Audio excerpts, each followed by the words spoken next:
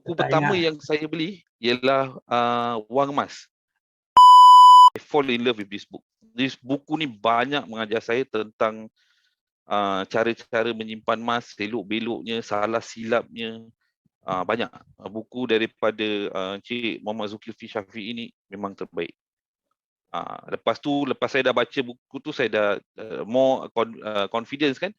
Then baru saya mula pada buku Encik Syukur Hashim. Buku Encik Syukur Hashim pun tak kurang hebatnya. All the strategi untuk pelaburan emas macam mana.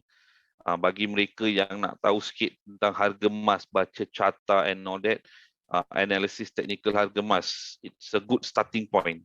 But important is kita mesti ada ilmu.